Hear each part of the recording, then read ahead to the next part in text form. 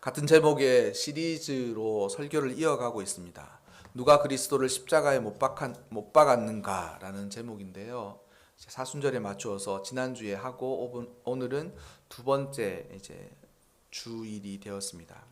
지난주에 설교를 정리할 필요는 없지만 예수님을 죽인 것은 실질적으로 물리적으로 십자가에 못 박고 죽인 것은 로마 병정들이지 않습니까? 군병들이어야 로마 군병들이 드렸지만 흔히들 이야기하기에 명령을 따랐던 그들은 죄가 없지 않을까라고 생각하겠지만 그들의 삶과 더불어서 하나님의 섭리 안에서 그들이 그렇게 할 수밖에 없었던 것을 자세히 생각해 보면 그들의 죄가 우리에게도 여전히 있고 또한 그 죄로 인하여서 그들도 십자가에 예수님을 못 박고 우리 역시 그 자리에 그곳에 있었으면 아무런 감흥 없이 죄인 하나를 다루는 것처럼 예수님을 다루고 그리고 예수님을 희롱하면서 예수님이 행한 모든 것을 모욕하면서 결국 예수님을 그리스도로 알지 못하고 그리스도가 내 앞에 무릎을 꿇고 있음에도 불구하고 채찍질하고 그리스도가 거기에 계심에도 불구하고 만왕의 왕이신 예수님이 거기에 계심에도 불구하고 예수님에게 가시 면류관을 씌우고 갈대로 그의 지팡이를 만들어서 머리를 툭툭 치면서 예수님을 십자가에 못 박았을 수 있다라는 것입니다. 그들의 마음을 열어보면 이제 로마 병정들이 십자가에 못 박았기 때문에 그러면 어떤 이들은 어쩔 수 없지 않았을까요? 라는 이야기를 하는데 저는 결코 그렇지 않다라고 생각합니다. 왜냐하면 예수님이 십자가에 달려 돌아가실 때에 십자가 바로 밑에서 예수님이 운명하시기 직전까지 쳐다보았던 백부장이 있었습니다. 근데 그의 고백이 무엇이었냐면 보라 이는 진정 하나님의 아들이로다. 그의 고백이 뭐예요? 이거는 그의 고백을 그는 잘 참았던 사람이다.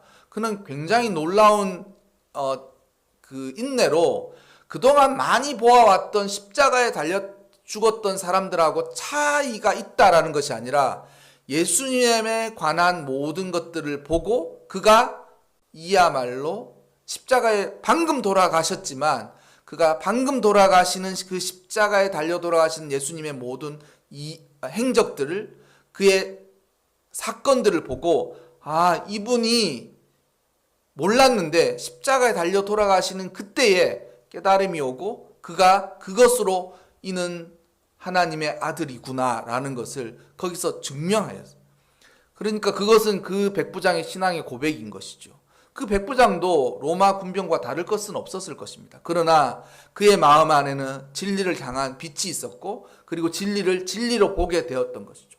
그리고 십자가에 달려 돌아가시는 그 순간에 이는 진실로 하나님의 아들이 맞구나라고 되어 있다라는 것이죠. 그러니까 이것 하나만 보아도 로마 병정들은 어쩔 수 없었던 것이 아니라 그들은 예수님을 그곳에서 보았으나 예수님을 조롱할 수밖에 없었고 우리 역시 그러한 일들을 충분히 할 수 있다라는 일들이 있다는 것입니다. 오늘은 이 본디오 빌라도에 관해서 한번 다루어 보고 싶습니다. 본디오 빌라도라는 인물에 대해서 잠깐 말씀을 드리면 이 사람은 군인이자 정치가였습니다. 그러니까 당시 로마가 세계의 패권을 이제 잡고 있었기 때문에 끊임없이 영토를 확장하는 중이었습니다. 그래서 끊임없이 영토를 확장하는 중이었고 그러한 사회에서 군인은 대우받는 직업이었습니다. 군인은 대우받는 직업이었습니다. 그리고 군인에서 정치가로 변신을 성공한 가장 대표적인 사람이 바로 로마의 황제의 이름이 되었던 시저이죠. 카이사르라고 하는 시저입니다. 그래서 그는 군인이었지만 결국 자신은 스스로 황제라고 이야기하지 않지만 황제의 자리에 올라가지 않았습니까? 그러니 그 당시는 이런 군인들이 대접받는 세상이었다라는 것이죠. 그리고 그는 이것을 발판으로 황제와 굉장히 가까운 친분을 유지하면서 그는 정치가의 어떤 길을 접어들게 됩니다. 그리고 그는 이 정치가의 삶을 어디에서 시험받게 되느냐 하면 바로 예루살렘. 이 이스라엘의 총독으로 와서 자신의 역량에 대한 시험대에 오르게 됩니다. 그러니 여기가 어떻게 이야기하자면 우리가 그렇지 않습니까? 어떤 뭐 회사들도 이런 게 해서 회사들도 이런 일이 정말 있을 수 있고, 특별히 이제 공무원직에서도 이런 일이 있을 수 있는데, 이제 아주 사람이 결격 사유가 있어서 한직으로 밀려날 때가 있고, 그 사람을 중요하지 않지만 굉장히 까다로운 어떤 곳에 갖다 놓고 그 사람의 역량을 한번 시험해 볼 수도 있지 않습니까? 이게 사람들이 흔히 쓰는 어떤 정치적인 기술이기도 하고 경영적인 기술이에요. 그래서 너의 실력을 보여줘봐. 그러면 승진시켜 줄게. 근데 거기가 어디냐? 바로 여기 예루살렘이라는 거죠. 당시 로마에서는 이 예루살렘은 직할령이었어요. 직할령이 뭐냐면 황제가 직접 그곳을 통치하는 거예요.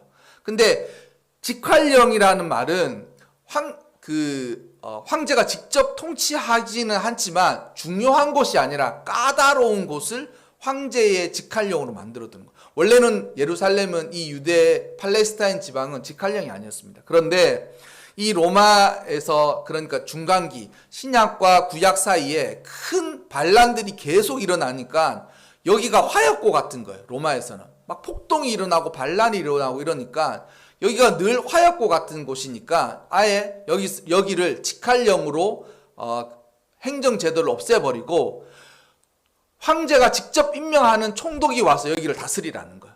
황제의 권한을 위임받은 총독이 와서 여기를 다스리라는 거예요. 그만큼 여기가 분쟁과 까다로운 종교적인 있는 일들이 얽혀 있는 것이죠.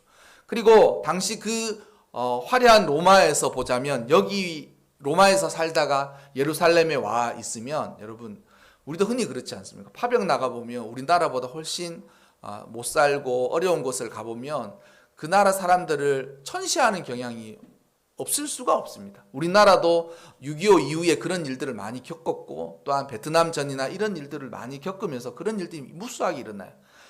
그것보다도 훨씬 더 했다. 당시 기록을 읽어보면 예루살렘이라는 도시를 어떻게 얘기냐면 매캐한 연기로 불쾌한 도시라고 해요. 맨날.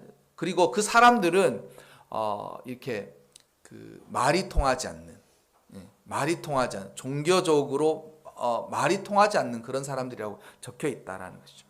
빌라도는 자신의 실력과 능력을 여기 와서 증명하지 않으면 이제 위태로운 그런 상황에 처해 있었습니다. 그래서 본디오 빌라도는 사실 그의 출신에 대해서도 이야기가 많은데, 대부분의 사람들이 그는 로마인이다라는 정도라만 알고 있는데, 조금 더 생각해보고 이 사람이 왜 이럴까라고 생각해보면 그는 로마의 핵심, 중심이 되는 도시 출신이 아니라 저 변두리 지역 출신이라는 것. 로마인이긴 하지만 변두리 지역. 그러니까 이 사람의 정치적인 태생이 어떻겠습니까? 열등감이 있는. 이런 사람을 여기 갖다 놨으면 이제 대충 상상력을 발휘하시면 그 사람이 지금 어떻겠다라는 생각이 드십니까?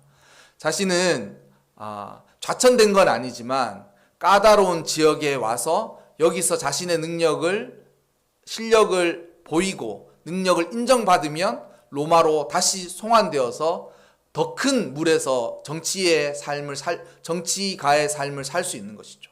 그리고 당시 황제 제도가 제대로 만들어지지 않았던 그런 시대니까 그 당시로만 하면 누구든지 뛰어난 사람은 황제가 될 수 있다라고 생각하니까 얼마나 야심과 포부가 있었겠습니까? 또한 황제가 자신을 이곳에 보낸 것은 그 황제의 뜻이 있기 때문에 그 황제의 기대에 부응하리라, 이런 생각을 가지고 왔는 거예요.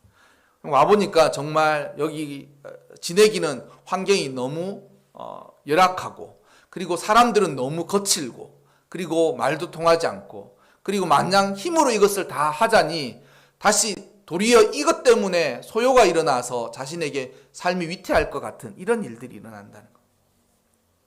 왜 상황 설명에 이렇게 장황하게 말씀을 드리느냐면, 빌라도라는 이 사람에 대해서 좀 더 알았으면 좋겠다라는 생각과 더불어서 그가 그럴 수밖에 없었던 것은 이런 상황에 딸려 있습니다.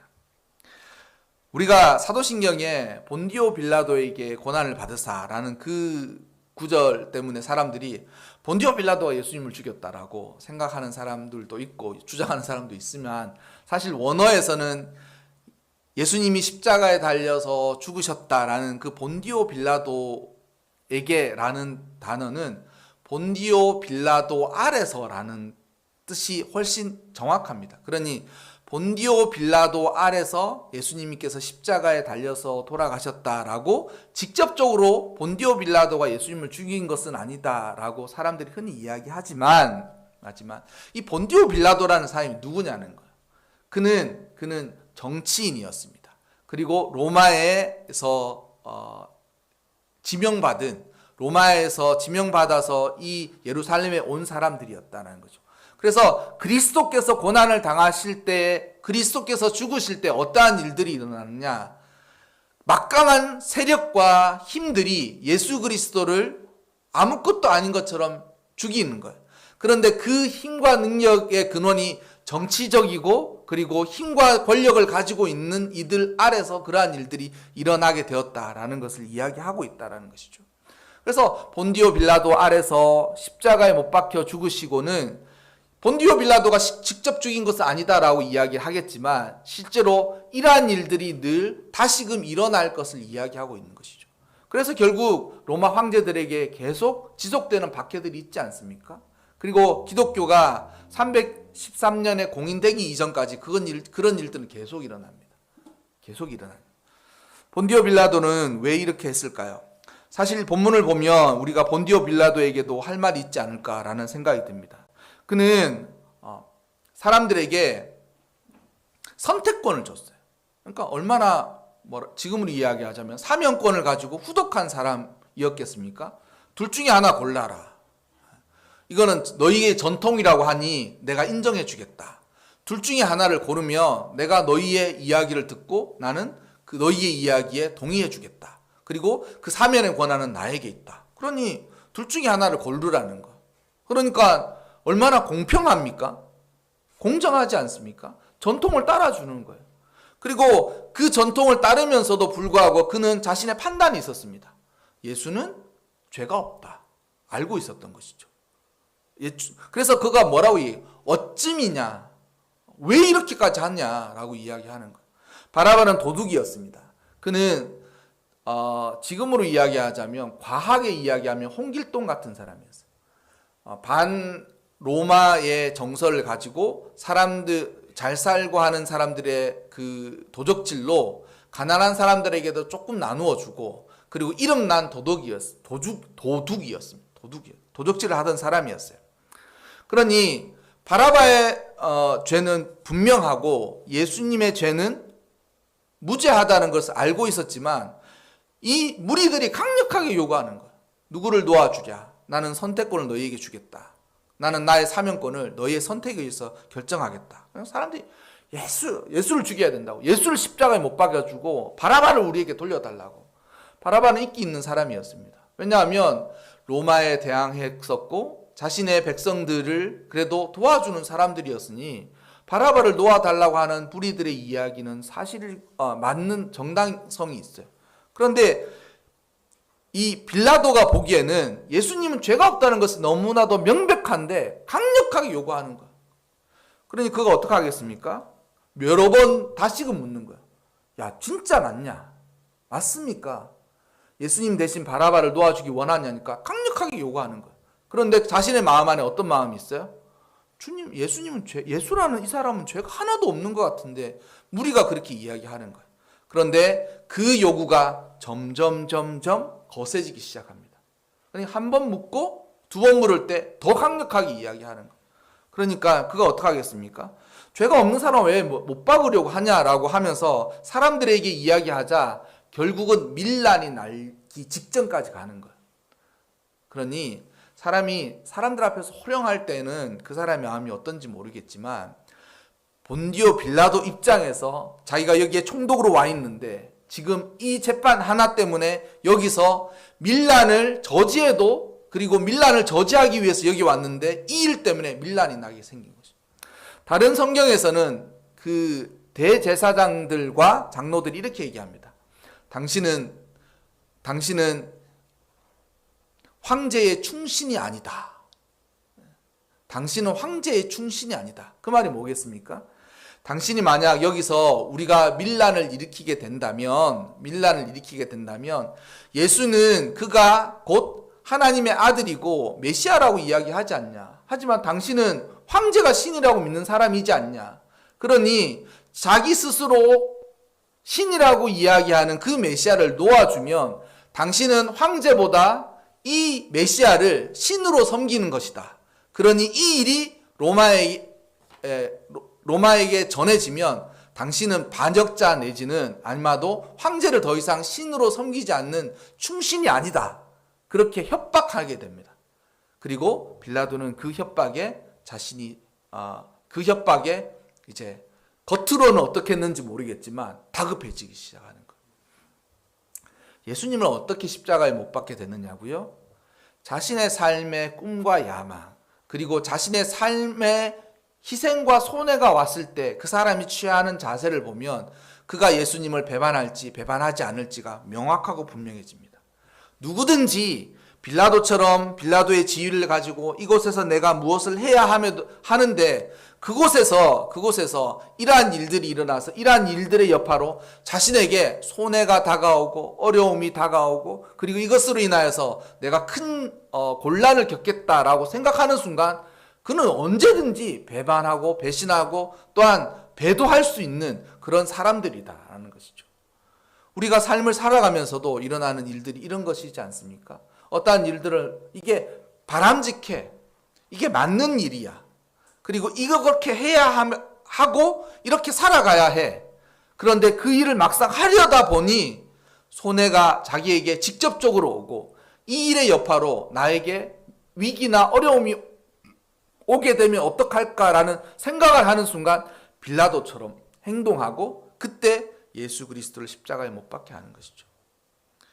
우리가 일제 치하에서 신사참배를 하셨던 분들도 다 이렇게 신사참배를 하게 된 거예요.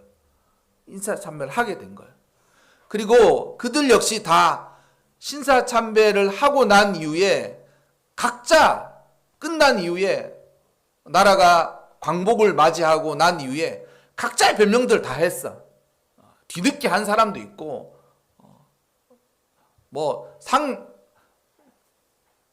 하여튼 각자 덕이 되지 않아서 말씀드리지 못하지만 각자 그 자신들의 변명들을 다 했어요. 그렇다고 빌라도가 했던 일을 용서받거나 인정할 수 있을까요? 절대 그럴 수 없죠. 각자의 회개는 각자의 몫이긴 하지만 하나님이 보시는 평가는 그와 같다라는 것입니다. 빌라도는 이 밀란으로 이 재판, 별것 아닌 이 재판으로 밀란이 일어나려는 것을 보고 또한 그것을 빌미 삼아 자신의 지위가 흔들릴 것을 알게 되고 또한 이것이 여파로 인해서 자신의 꿈이 완전히 끝날 것처럼 위기감을 느꼈을 거예요. 그리고 그가 어떻게 생각했겠습니까? 예수는 죄가 없는 것이지만 저 예수 하나 때문에 나의 인생의 위기나 어려움, 손해는 내가 감당할 수 없고 감당할 필요가 없다. 그러니 백성들이 저렇게 원한다고 하니 나는 책임을 면피하고 이 상황에서 나는 벗어나야 할 것이다 라고 생각했다라는 것이죠. 그런데 여러분, 그의 아내가 선지자였지 않습니까? 그의 아내가 선지자였어. 아침에 꿈에 그의 아내가 자신의 남편이 이러한 일들을 할 것을 미리 알고 그 사람을 구하기 위해서 애썼다라고 하겠지만 그 사람의 운명과 더불어 자신의 남편의 운명도 함께 연결되어 있는 것이기 때문에 자신의 남편을 위해서 예수님이 그렇게 되지 않도록 상관없는 사람 때문에 내가 애를 많이 썼다라고 이야기하는 거예요. 그런데 그 선지자의 말을 외면하기 시작하는 거예요. 그거는 개꿈이고 지금 이것 때문에 내가 실질적으로 이러한 일들이 일어날 것이다 라고 생각하게 된 것이죠. 손을 씻습니다. 물을 가지고 오라고 해서 손을 씻는 것이죠. 이게 뭐겠습니까? 면피예요. 면피. 난 여기서 책임을 벗어나고 싶다. 나는 아무 죄가 없다. 너희가 하자고 해서 나는 해줬다 라고 이야기해 주는 것이죠. 이걸 왜 하겠습니까? 보여주려고 하는 거예요. 백성들한테. 자, 너희들 봤지? 그리고 많은 사람들이 보고 빌라도는 아무 죄가 없구나라고 생각하도록 그렇게 했다라는 것이죠. 여러분, 우리가 그리스도를 십자가에 못 박는 죄가 무엇입니까? 자신의 인생의 꿈을 위하여 언제든지 신앙을 배반할 수 있다라는 것이 빌라도가 가진 딜레마이고 우리 역시 가지고 있는 딜레마예요. 신앙생활 하는 것이 덕이 될 때는 교회에 오라고 하지 않아도 와서 예배 드리고 교류하고 친분 쌓고 그렇게 하는 거예요. 그런데 교회 다니는 것이 교회가 나에게 덕을 베푼 것도 없는데 헌금하라 그러지, 와서 봉사하라 그러지, 예배 잘 드리라 그러지, 뭐 해라 하고 하니까 도대체 교회가 이러냐고 이렇게 얘기하는 거예요. 까놓고 이야기하며 교회에 와서 덕이 되는 것보다 해가 된다고, 해가 되는 게 많으니 나는 이제 신앙생활 하지 않겠다라는 것이 빌라도와 다를 게 무엇이 있습니까? 빌라도와 다를 게 무엇이 있냐고요. 교회에 덕 보려고 갔더니 덕보다는 해가 많다. 1도 49대 51도 안 된다. 그러니 나는 교회에서 그거 이제 못하겠다라고 신앙생활 접어놓으면 그가 빌라도와 다른 것이 무엇이겠습니까? 그는 언제든지 예수를 십자가에 못 박을 일이 있으면 빌라도처럼 내어주는 거야. 나는 죄 없다라고. 다 핑계는 있죠. 변명도 있고. 하지만 여러분, 그 빌라도가 예수 그리스도를 십자가에 못 박은 것을 우리 역시 깊이 생각해 보아야 합니다. 깊이 생각해 보아야. 본디오 빌라도 아래서 예수님은 고난을 당하셨어요. 그 본디오 빌라도가 직접 하신 것이 아니냐고요? 아니에요. 그는 로마 황제의 명을 받아서 거기 왔기 때문에 로마를 대표하는 사람이고 또한 로마를 대표해서 자신들을 핍박하는 사람의 대표자이고 그는 자신의 술수로 성공하려고 하는 그런 사람의 대표자이며 자신의 삶을 위해서는 언제든지 예수 그리스도를 십자가에 내어줄 수 있는 사람의 대표가 된 것입니다. 예수 그리스도가 십자가에 못 박히신 것은 우리 역시 우리 마음 안에도 그러한 본디오 빌라도와도 같은 그러한 이기심, 자신의 욕망만을 향해서 가고자 하는 그 마음, 또한 신앙생활이 나에게 덕이 될 거라고 생각하는 그 마음이 있지는 않은지 이번 사순절 기간 꼭 한번 돌아보았으면 좋겠습니다. 우리는 덕 보려고 신앙생활을 하는 것이 아니라 우리는 예수 그리스도께서 베풀어 주신 희생의 은혜로 우리의 믿음의 삶이 시작된 거예요. 몰랐지만 예수님이 나를 위해서 죽어주셨구나라는 그 은혜를 깨닫고 그리고 그 은혜에 빚진 마음으로 예수 그리스도를 위한 신앙의 삶을 사는 것입니다. 오늘 우리 모두가 이와 같은 일에 경각심을 가져야 할 것입니다. 막 덕이 되고 또한 여러 가지 좋은 일이 있고 이득이 되고 자신의 삶에 필요한 것들은 그래. 희한하지 않습니까? 뭐 당연한 것인데 선거가 다 끝나고 나니까 아무도 교회를 안 찾죠. 선거가 다 끝나고 나니까. 근데 너무 괘씸한 건 그렇게 찾았으면 저 같으면 감사 인사라도 낙선을 하든 당선을 하든 상관없지만 낙선을 하신 분은 표 달라고 할 때는 그렇게 가서 박수도 치고 뭐 다 하고는 딱 되니까 딱 끊는 거예요. 감사 화환이라도 보냈는지 저는 궁금합니다. 낙선한 사람 낙선한 대로 이렇게 정말 애써 주셨지만 낙선하게 됐다고 면목이 없다고 그렇게 인사했는지 딱 끊어지는 거예요. 5년 기다려야 됩니다. 또 이제 5년 기다려야 다음에 또 와서 표가 할 때 하는 거예요. 정치인 하는 사람들이 그와 같은 것이 본디오 빌라도 역시 그와 같다는 것이죠. 여러분, 우리 안에 있는 그 마음들을 꼭 명심하면서 우리는 주를 십자가에 못 박게 한 이 본디오 빌라도와도 같지는 않은지 되새기면서 우리의 삶 가운데 주께서 우리에게 요구하시는 삶을 열심히 살아갔으면 좋겠습니다.